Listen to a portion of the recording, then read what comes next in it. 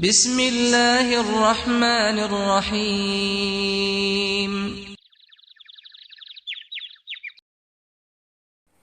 لبيك اللهم لبيك لبيك لا شريك لك لبيك إن الحمد والنعمة لك والملك لا شريك لك. السلام علیکم ورحمۃ اللہ وبرکاتہ۔ امید ہے آپ سبھی لوگ خیر و عافیت کے ساتھ ہوں گے۔ میں ہوں حافظ محمد ناطق سلام اور آپ دیکھ رہے ہیں یوٹیوب چینل دینی گارڈن۔ ناظرین، میں حاضر ہوا ہوں ایک نیا ویڈیو لے کر ایک نئے موضوع کے ساتھ، چونکہ میں آپ لوگوں کو لگاتار حج عمرہ کے تعلق سے ٹریننگ دے رہا ہوں۔ ابھی جو میں آپ کو پچھلے ایپیسوڈ میں جو میں نے بتایا تھا، اسی کے مد نظر رکھتے ہوئے چند باتیں اور ہیں جن کو میں چاہتا ہوں کہ آپ کے سامنے پیش کر دوں، تاکہ آپ کے حج کے جو 5 دن کے ایام ہیں اس میں جو طواف زیارت جو اہم رکن ہے، جن کی ادائیگی کے لیے میں نے چند مسائل پیش کیا تھا، آج بھی انہی کو سامنے رکھ کر خواتین کے تعلق سے طواف زیارت میں آنے والی جو پریشانیاں ہو جاتی ہیں خواتین کے ساتھ، وہ ایام جو آ جاتے ہیں جن میں نماز معاف ہے، اور وہی حالت اگر آپ کے طواف زیارت میں آ جائے تو کن لمحات میں آپ کو کیا کرنا ہے، کیسے ادائیگی کرنی ہے، میں نے پچھلے ویڈیو میں بتایا بھی ہے، اس کے پچھلے ویڈیو میں بتایا ہے، آج بھی بتا دوں تاکہ جو ہے آپ کے لیے آسانی کا ذریعہ بن سکے۔ ناظرین، شروع کرنے سے پہلے میں آپ سے گزارش کرنا چاہتا ہوں کہ اگر آپ میرے چینل پہ نئے ہیں تو چینل کو سبسکرائب کر لیں، گھنٹی کے بٹن پہ ٹچ کر کے آل پہ ٹچ کر دیں تاکہ آپ سے اور ہمارا رشتہ جڑ جائے اور ہماری جانب سے جو بھی ویڈیوز پیش کیے جائیں وہ سب سے پہلے آپ کو پہنچے۔ ناظرین، اگر ابھی تک آپ نے میرے چینل کو سبسکرائب نہیں کیا ہے تو سبسکرائب کر لیں، اور اگر پہلی بار آپ ہمارے چینل پر آئے ہیں اور یہ ویڈیو دیکھ رہے ہیں تو آپ سے گزارش ہے کہ عمرہ اور حج کے تعلق سے مکمل ٹریننگ لینے کے لیے آپ میرے چینل میں چلے جائیں۔ وہاں پلے لسٹ میں حج عمرہ اور حج عمرہ کے تعلق سے دعائیں، تمام چیزیں وہاں پر میں نے آپ کے لیے رکھا ہے۔ آپ جا کر کے ایک ایک ویڈیو پارٹ بائی پارٹ 1 سے لے کر کے دیکھیں تاکہ آپ حج کو پوری طرح سے سمجھ سکیں، حج کے روحانیت کو سمجھ سکیں، اللہ تعالیٰ انسانوں سے کس طرح حج کرنے کے لیے فرماتا ہے، اللہ تعالیٰ کیا چاہتے ہیں حج سے، وہ تمام میں نے جو ہے الگ الگ پارٹ بائی پارٹ بنا کر کے آپ کے لیے رکھا ہے تاکہ آپ ایک ایک پارٹ دیکھیں اور اس کا مذاکرہ کریں اور اس کو ذہن نشی کریں تاکہ آپ کے سفر کے لیے آسانی ہو سکے۔ ناظرین، چلتا ہوں آج کی موضوع کی طرف۔ خواتین طواف زیارت میں دوا کے ذریعے سے حیض روک کر طواف زیارت کر سکتی ہیں کہ نہیں کر سکتی ہیں، آج سمجھتے ہیں ان باتوں کو۔ وقوف عرفہ اور طواف زیارت یہ دونوں ایسے ارکان ہیں کہ ان کے بغیر حج صحیح ہوگا ہی نہیں، اس لیے شدید ترین عذر کی وجہ سے بھی یہ دونوں رکن ساقط نہیں ہوتے ہیں۔ کتنا ہی بیمار ہو جائے انسان، کیسے کسی بھی طرح کے ان کے ساتھ پریشانی آ جائے حج کے ایام میں، تو وقوف عرفہ میں ان کو ہر حال میں وہاں پہنچنا ہے۔ اگر کوئی شخص بیمار ہے اور وہ ہاسپٹل میں ہے تو ہاسپٹل کے عملہ ان کو وقوف عرفہ کے لیے عرفات کے میدان میں چند ہی لمحہ ہو کہ نہ ہو وہ لائے جاتے ہیں۔ تو وقوف عرفہ اور طواف زیارت یہ دونوں ایسے ارکان ہیں کہ ان کے بغیر حج بالکل صحیح نہیں ہوگا۔ اس شدید ترین عذر کی وجہ سے بھی یہ دونوں رکن ساقط نہیں ہوتے ہیں، اور نہ ہی ان کی طرف سے ایسی نیابت جائز ہے کہ جس میں حاجی کو عرفات یا مطاف میں جانے کی ضرورت نہ ہو۔ ان دونوں رکنوں کے علاوہ دیگر مناسک حج چاہے از قبل واجبات ہوں یا سنن، شدید عذر کی وجہ سے ذمہ سے ساقط ہو جاتے ہیں، اور ان میں سے بعض میں نیابت بھی جائز ہے۔ مثلاً وقوف مزدلفہ شدید ازدحام کی وجہ سے کمزوروں سے ساقط ہو جاتا ہے اور دم بھی لازم نہیں ہوتا، اور حیض و نفاس کے عذر کی وجہ سے عورت سے طواف وداع ساقط ہو جاتا ہے اور دم بھی لازم نہیں ہوتا۔ نیز ازدحام کی وجہ سے کمزوروں کی طرف سے رمی جمرات میں نیابت جائز ہے۔ اب سوال یہ پیدا ہوتا ہے کہ حنفیہ کے نزدیک طواف میں طہارت از قبیل واجب ہے، از قبیل فرض یا رکن نہیں ہے۔ فرض ہو یا رکن ہو آپ پہلے ادا نہیں کر سکتے ہیں، یہ وقت پر ہی ادا کریں گے۔ تو جس طرح عذر کی وجہ سے وقوف مزدلفہ، طواف وداع وغیرہ کا وجوب معاف ہو جاتا ہے، اسی طرح طواف میں طہارت کا وجوب بھی حیض یا نفاس کے عذر کی وجہ سے ساقط ہو جانا چاہیے، خاص طور پہ جب قافلہ اور رفقاء سفر یا مقررہ جہاز اس کے پاک ہو جانے کا تک انتظار نہ کرے تو ایسے عذر میں طہارت کا وجوب ساقط کیوں نہیں ہوتا؟ تو اس کا جواب یہ ہے کہ واجبات دو قسموں پر ہیں۔ نمبر ایک وہ واجب جو عمل مستقل ہو، کسی دوسرے عمل کا جز نہ ہو۔ نمبر دو وہ واجب جو عمل مستقل نہ ہو بلکہ کسی دوسرے عمل کا جز ہو۔ تو جو واجب کسی دوسرے عمل کا جز نہیں ہوتا بلکہ عمل مستقل ہوتا ہے تو وہ عذر کی وجہ سے ذمہ سے ساقط ہو جاتا ہے، جیسا کہ وقوف مزدلفہ کمزوروں سے ازدحام کی عذر کی وجہ سے ساقط ہو جاتا ہے، اور طواف وداع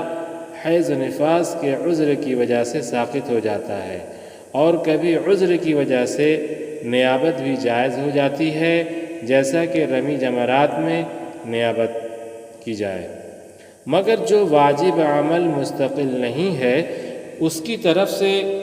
عذر کی وجہ سے نیابت جائز نہیں ہے، بلکہ خود اس کی ادائیگی لازم ہے، اور طواف میں طہارت بھی اسی قسم کے واجبات میں سے ہے، اس لیے نہ اس میں عذر کی وجہ سے نیابت جائز ہے اور نہ ہی ذمے سے کبھی ساقط ہوتی ہے۔ لہٰذا عورت اگر روانگی کے عذر کی وجہ سے حیض یا نفاس کی حالت میں طواف زیارت کرے گی تو طواف کا فریضہ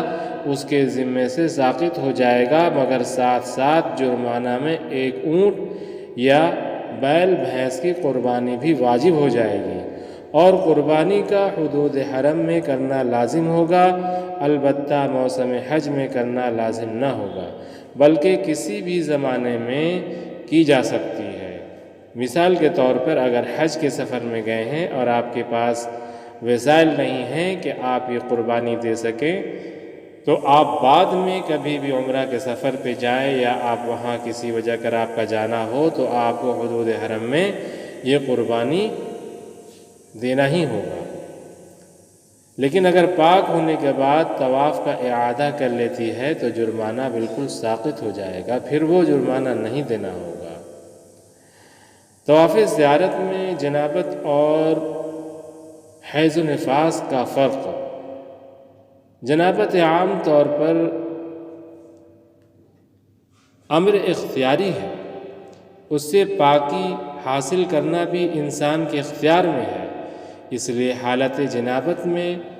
طواف کرنے کے بعد اگر پاک ہو کر ایام نحر کے اندر اعادہ نہیں کیا بلکہ ایام نحر گزرنے کے بعد اعادہ کرتا ہے تو جرمانہ میں جو بدنا واجب ہو چکا تھا وہ تو ساقط ہو جائے گا، مگر تاخیر کی وجہ سے بکری کا جرمانہ لازم ہو جائے گا۔ ہاں البتہ اگر ایام نحر کے اندر اعادہ کر لیتا ہے تو بکری کا جرمانہ بھی ساقط ہو جائے گا۔ اس کے برخلاف حیض نفاس قدرتی عذر ہے، اس سے پاک ہونا عورت کے اختیار میں نہیں ہے، اس لیے شریعت نے حالت حیض میں طواف زیارت کر لے پھر ایام نحر گزر جانے کے بعد پاک ہوتی ہے تو ایسی صورت میں پاک ہونے کے بعد کسی بھی وقت اعادہ کر لیتی ہے تو جرمانہ بالکل ساقط ہو جائے گا، تاخیر کا جرمانہ عورت پر لازم نہ ہوگا۔ ہاں البتہ اگر ایام نحر گزر جانے سے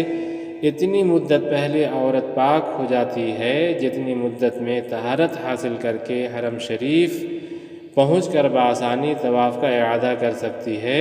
اور پھر بھی اعادہ نہیں کیا حتیٰ کہ یہ مدت گزر گئی پھر اس کے بعد اعادہ کرتی ہے تو اونٹ یا گائے کا جرمانہ تو ساقط ہو جائے گا،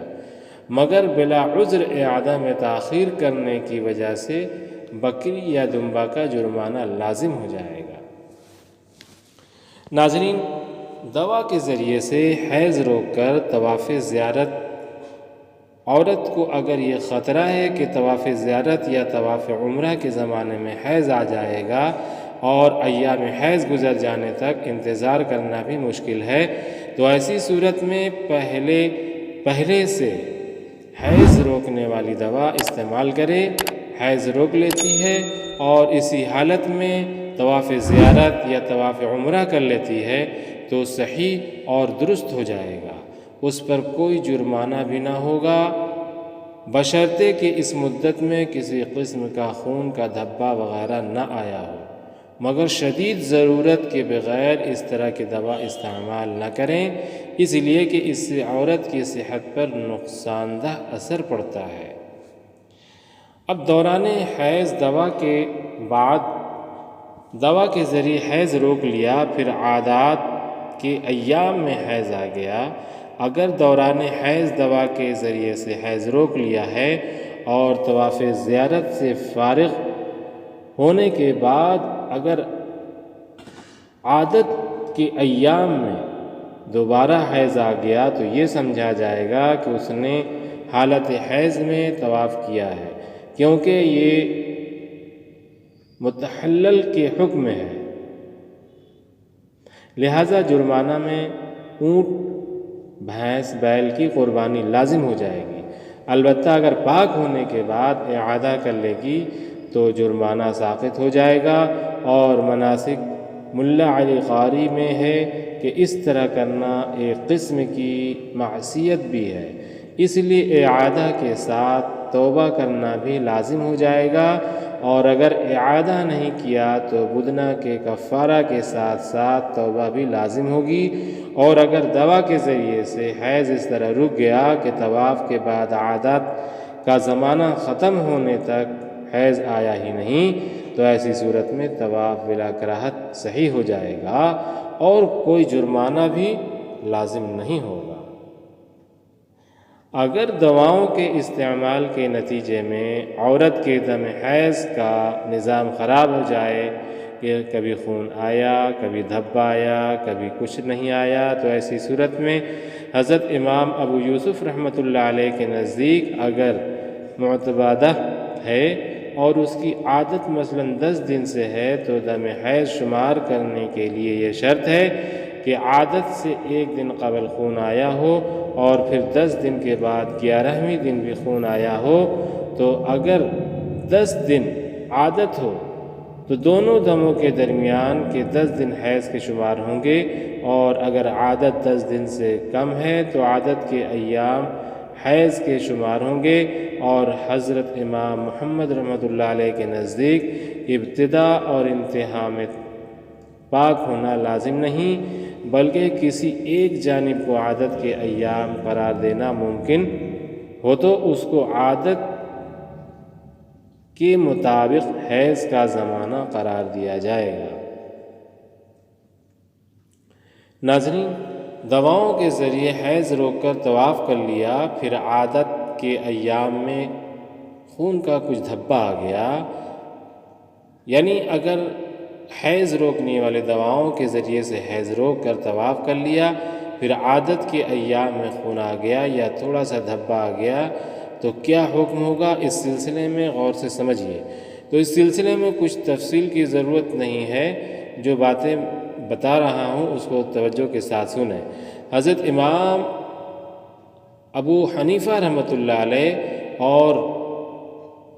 حضرت امام محمد رحمۃ اللہ علیہ کے نزدیک حیض کی مدت کم سے کم 3 دن اور 3 رات یعنی 72 گھنٹے ہیں۔ حضرت امام ابو یوسف رحمۃ اللہ علیہ کے نزدیک 2 دن اور تیسرے دن کا اکثر حصہ یعنی پونے 3 دن حیض کی کل مدت ہے اور اس کی صراحت 67 گھنٹے کی گئی ہے۔ اور امام ابو یوسف رحمۃ اللہ علیہ کے قول ثانی کے مطابق حیض کی کم سے کم مدت 3 دن اور 2 راتیں ہیں، لہٰذا حضرت امام ابو حنیفہ رحمۃ اللہ علیہ اور امام محمد رحمۃ اللہ علیہ کے نزدیک 72 گھنٹے سے کم مدت تک خون اگر آ کر بند ہو گیا ہے تو حیض کا خون شمار نہ ہوگا بلکہ استحاضہ اور بیماری کا خون شمار ہوگا، اور اس حالت میں عورت کو حالت حیض میں شمار نہیں کیا جائے گا۔ ہاں البتہ اس خون کے خارج ہونے کی وجہ سے اس کا وضو ٹوٹ گیا، لہٰذا اگر وقفہ سے خون نکلا ہے تو جس وقت نکلنے میں وقفہ ہو جائے اس وقت وضو کر کے طواف کر سکتی ہیں اور نماز اور تلاوت بھی کر سکتی ہیں، اور اسی حالت میں رمضان المبارک میں روزہ بھی رکھ سکتی ہیں۔ حضرت امام ابو یوسف رحمۃ اللہ علیہ کے قول کے مطابق اگر 67 گھنٹے سے کم عرصہ تک خون آ کر بند ہو گیا ہے تو وہ حیض کا خون نہیں ہے بلکہ استحاضہ اور بیماری کا خون ہے، اس کی وجہ سے عورت حالت حیض میں شمار نہ ہوگی۔ ہاں البتہ اس کی وجہ سے عورت کا وضو ٹوٹ گیا۔ اب اگر عورت حیض روکنے والی دوا استعمال کر کے حیض کا خون روک لیا ہے اور اپنے آپ کو پاک سمجھ کر طواف کر لیا یا نماز تلاوت کر لی یا رمضان المبارک میں روزہ رکھ لیا، اس کے بعد پھر عادت کے ایام میں خون کا دھبا آ گیا تو اس کی مشہور ترین 6 شکلیں ہمارے سامنے ہیں، اور ان میں سے 4 شکلوں میں باتفاق حنفیہ عورت کو حالت حیض میں شمار نہیں کیا جائے گا، اور ایک شکل میں امام ابو یوسف رحمۃ اللہ علیہ اور جمہور احناف کے درمیان اختلاف ہے، اور ایک شکل میں بالاتفاق عورت کو حیض والی شمار کیا جائے گا۔ شکل نمبر 1، حیض روکنے والی دوا کے استعمال کے بعد عادت کے ایام میں صرف 1 بار خون کا دھبا آیا، اس کے بعد آئندہ ماہواری تک یا 15 دن تک کوئی خون نہیں آیا۔ شکل نمبر 2، متعدد بار دھبا مگر 15-20 گھنٹے کے اندر کئی بار خون کا دھبا آ کر آئندہ ماہواری تک یا 15 دن تک کے لیے بند ہو گیا۔ شکل نمبر 3، 1 دن 1 رات یعنی 24 گھنٹے یا اس سے زائد زمانہ تک خون کا دھبا بار بار آیا۔ شکل نمبر 4، 66 گھنٹے تک بار بار خون کا دھبا آتا رہا، اس کے بعد آئندہ ماہواری یا 15 دن تک کوئی دھبا نہیں آیا۔ ان 4 شکلوں میں باتفاق تمام فقہا احناف حیض کا خون شمار نہ ہوگا اور عورت کو حیض والی شمار نہیں کیا جائے گا۔ اگر ان دھبوں سے قبل یا بعد میں یا ان دھبوں کے زمانے میں جو خون نظر آیا اس کو دھو کر باوضو ہو کر طواف کیا ہے تو پاکی کے زمانے کا طواف شمار ہوگا اور اس پر کوئی گناہ بھی نہ ہوگا، اس کے لیے نماز، روزہ، تلاوت قرآن سب کچھ جائز ہے۔ شکل نمبر 5، حیض روکنے والی دوا کے استعمال کے باوجود 67 گھنٹے یا اس سے زائد 72 گھنٹے سے کم زمانے میں بار بار خون کا دھبا آیا تو حضرت امام ابو یوسف رحمۃ اللہ علیہ کے نزدیک عورت کو حیض والی شمار کیا جائے گا۔ نماز، روزہ، طواف، تلاوت سب کچھ اس کے لیے حرام اور ناجائز ہے۔ اگر طواف کرے گی تو گناہ گار ہو جائیں گی اور طواف زیارت کریں گی تو گناہ گار بھی ہوں گی، اور کفارہ میں بدنہ دینا بھی لازم ہو جائے گا، اور حضرات طرفین رحمۃ اللہ علیہ اور جمہور احناف کے نزدیک عورت کو حیض والی شمار نہیں کیا جائے گا۔ شکل نمبر 6، جو حیض روکنے والی دواؤں کے استعمال کے باوجود 72 گھنٹے یا اس سے زائد زمانہ تک بار بار خون کا دھبایا ہے تو بے اتفاق عورت حیض والی شمار ہوگی، اور اگر اس درمیان طواف زیارت کریں گی تو جرمانہ میں بدنا لازم ہو جائے گا اور عورت گنہگار بھی ہو جائیں گی، اور اگر طواف عمرہ یا طواف وداع یا طواف قدوم کریں گی تو کفارہ میں ایک دم دینا لازم ہو جائے گا اور گنہگار بھی ہو جائے گی، اور ان تمام صورتوں میں اگر پاکی کے زمانے میں طواف کا اعادہ کر لیں گی تو دم ساقط ہو جائے گا۔ خواتین کو ایک خیر خواہی کا مشورہ، خواتین سے جو ہر ماہواری کا خون آتا ہے وہ قدرت کا فیصلہ اور اسی کے اختیار کی چیز ہے، اس میں خواتین کا کوئی دخل نہیں ہے، اس لیے ان سے ان ایام میں نماز کو کلی طور پر معاف کر دیا گیا اور روزہ کو وقتی طور پر معاف کیا گیا۔ روزہ کا آپ کو قضا کرنا ہوگا اور طواف وداع کو بھی کلی طور پر معاف کر دیا گیا، اور خواتین کی فلاح اور کامیابی اسی میں ہے کہ وہ قدرت کے فیصلے اور اسی کی مرضی پر راضی اور خوش رہا کریں، اور شوق عبادت میں یا کسی اور وجہ سے دواؤں کے ذریعے سے حیض رو کر عبادت کرنا ان کے لیے کسی طرح فضیلت اور رفع درجات کا ذریعہ نہیں، اس لیے ان کے لیے بہتر اور افضل یہی ہے کہ حیض روکنے والی دوائیں استعمال نہ کریں، پھر بھی اگر کوئی استعمال کریں گی تو ماقبل اس کا حکم شرعی میں نے ابھی بتا دیا ہے، اس کے مطابق عمل کی گنجائش ہے۔ اس ویڈیو کو آپ اچھے سے دیکھیں، بار بار دیکھیں تاکہ آپ پوری طرح سے سمجھ سکیں۔ ناظرین، میں آج انہی باتوں کو لے کر آپ کے سامنے حاضر ہوا تھا تاکہ آپ کے حج کے سفر کے لیے کچھ آسانی کا ذریعہ بن سکے۔ آپ کے حج کے سفر میں خواتین بھی ہوتی ہیں، ان کے ساتھ مسائل آ جاتے ہیں، بعض لوگوں کو معلومات نہیں ہوتی ہے اور وہ پریشانی کے عالم میں ادھر سے ادھر بھٹکتے رہتے ہیں، لوگوں کو معلومات نہیں ہوتا ہے، ایسے لوگوں سے پوچھتے ہیں جو جواب نہیں دے پاتے ہیں، اور اس کی وجہ کر وہ پریشانیوں کا ان کو سامنا کرنا پڑتا ہے۔ اس لیے میں آپ لوگوں کے لیے حج میں جانے سے قبل میں ایسی باتوں کو آپ کے سامنے پیش کر رہا ہوں، ایسی ٹریننگ دے رہا ہوں تاکہ آپ پوری طرح سے سمجھ کر کے، پوری طرح سے سیکھ کر کے یہاں سے جائیں اور آپ کے سفر حج میں، آپ کے عمرہ کے سفر میں کسی طرح کی کوئی پریشانی نہیں آئے۔ امید ہے آج کے ویڈیو میں آپ کو یہ باتیں ضرور پسند آئی ہوں گی۔ آپ سے گزارش ہے کہ میری ویڈیو کو لائک کریں، اور جو میں نے ابھی جو باتیں بتائی ہیں ان ویڈیو کو اپنے جان پہچان میں آپ کے ساتھ جانے والے حجاج کے ساتھ اس ویڈیو کو شیئر کریں، اور اپنے تمام عالم اسلام کے ساتھ بھی ضرور شیئر کریں۔ آپ کے جتنے تعلقات ہیں ان لوگوں تک یہ باتوں کو پہنچائیں تاکہ امت کا اس سے فائدہ ہو سکے۔ اور